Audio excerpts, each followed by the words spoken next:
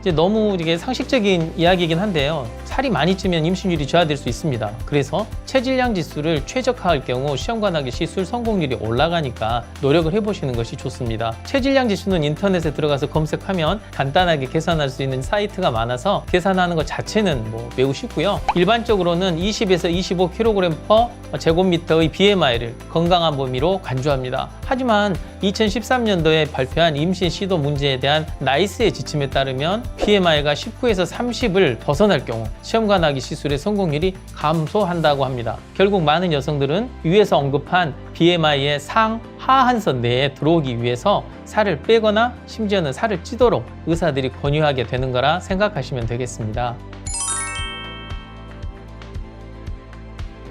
일단 일주일에 400에서 500g 정도를 감량하는 것, 그것을 목표로 하시는 게 좋겠습니다. 체질량 지수를 감안해서 그보다 더 적게 감량할 수도 있겠습니다. 예를 들어 160cm의 키에 60kg의 몸무게를 가진 32세 여성의 경우 BMI는 23.44로 과체중입니다. 이 경우에는 한 2, 3kg 정도 감량하면 좋겠지만 임신에 크게 지장을 주는 정도가 아니니까 균형 잡힌 식단을 하는 것이 오히려 좋겠습니다. 만약 똑같은 키에 몸무게가 80kg이라면 BMI가 31.25로 고도 비만에 해당하고 시험관하기 시술 성공률이 감소하는 상황이 올 수 있기 때문에 적어도 10%의 체중 감량하실 것을 권장드립니다. 그래서 체중이 72kg으로 10% 정도 줄어들면 BMI는 28로 줄어들고요. 임신에 대한 영향은 거의 없어지게 됩니다. 하나 더 예를 들어서 보면 만약에 키가 165cm이고 몸무게가 90kg인 분이라면 BMI는 33이지만 여기서 10%를 감량하면 81kg이 되고요. BMI는 29로 줄어들게 됩니다. 2주일에 1kg 감량한다면 18주가 걸리는 고단한 여행이 되겠습니다. 단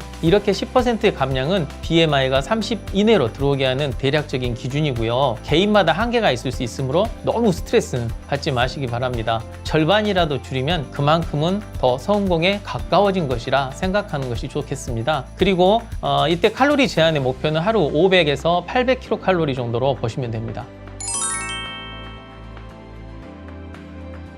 먼저 총 섭취 칼로리의 50%는 탄수화물로 채우고 포화지방은 10%가 넘지 않도록 하고 20%는 단일 불포화지방 또는 고도 불포화지방으로 식단을 구성하시면 됩니다. 예를 들어보면 포화지방이 많은 음식을 살펴보면 그릭 요거트 한 컵에 6g, 카페라테 한 잔에 7g, 우유 한 잔에 3g, 마카다미아 4분의 1컵에 4g 정도 들어있습니다.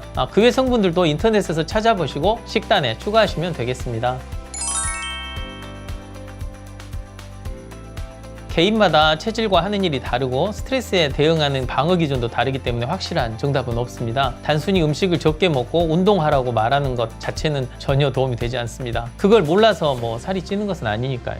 일단 먹는 것부터 이야기를 해보자면 최근 많은 분들이 주로 하는 식단에서 어떤 식으로 성분 함량 조절을 하는 것이 좋은지 말씀드리겠습니다. 아까 균형 잡힌 식단에 대해 말씀드렸는데 미국 당뇨병 학회에서 권고하는 적절한 성분 함량 조절 식단은 그와는 조금 다르게 먼저 한 접시의 절반을 비탄수화물 야채로 채우고 4분의 1은 밥이나 감자, 파스타 같은 탄수화물류, 그리고 나머지 4분의 1은 콩이나 닭고기, 생선 같은 단백질 베이스로 음식을 채우는 겁니다. 탄수화물의 함량이 줄어든 식단인데 많이 힘들지 않다면 이렇게 탄수화물을 절반이 아니라 4분의 1 정도로 줄여도 좋겠습니다. 이 한 접시를 자세히 보면 지중해식 식단이 생각날 겁니다. 제가 전에 올린 시험관하기 시술 때 주의사항 음식편을 참고하시면 되겠습니다. 그래도 간략히 설명드리면 일단 몸에 좋은 지방을 많이 섭취하고 설탕 섭취를 줄이고 탄수화물은 적당히 먹으면서 최대한 자연 상태의 음식을 통해서 미네랄과 비타민을 보충하게 되면 항염증 작용이 증대되고 호르몬 밸런스가 좋아지면서 생식 능력이 향상되는 것이라 생각하면 되겠습니다. 결국 중요한 건 우리가 살을 빼는 것은 좋지만 그렇다고 영양소 자체를 몸에 공급하지 않게 되면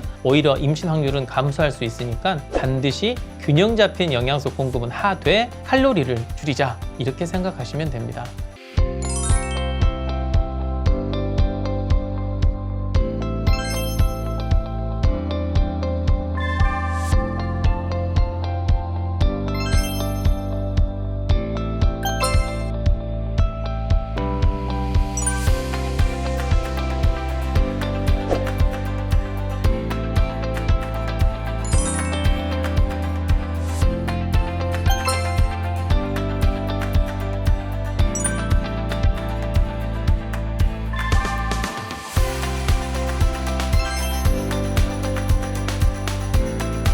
지방의 종류에는 트랜스 지방, 포화 지방, 불포화 지방 이렇게 세 가지가 있습니다. 트랜스 지방은 주로 가공식품에 많이 포함되어 있는 지방으로 몸에 좋지 않은데요. 각종 과자, 디저트에 다량으로 들어있습니다. 기름으로 튀긴 음식, 쇼트닝을 사용한 요리에 많습니다. 식품의 분석표를 확인하셨을 때 경화유라는 단어가 있다면 트랜스 지방이 포함된 음식이니 주의하시기 바랍니다. 포화 지방은 소고기와 같은 붉은색을 띠는 육류와 유제품에 많은 지방으로 역시 많이 먹으면 몸에 좋지 않습니다. 육류와 유제품뿐만 아니라 코코넛 기름과 야자해 기름 등 일부 식물성 기름에도 포함되어 있으니 주의하시기 바랍니다. 불포화 지방은 콜레스테롤 수치를 떨어뜨려 줄 뿐 아니라 심장 질환까지 예방해주는 몸에 좋은 지방입니다. 다불포화 지방산과 단불포화 지방산으로 나눠집니다. 다불포화 지방산은 연어, 호두, 플렉스시드 등에 많이 들어있고 오메가3 지방산과 오메가6 지방산이 여기에 속합니다. 옥수수로 만든 콘오일에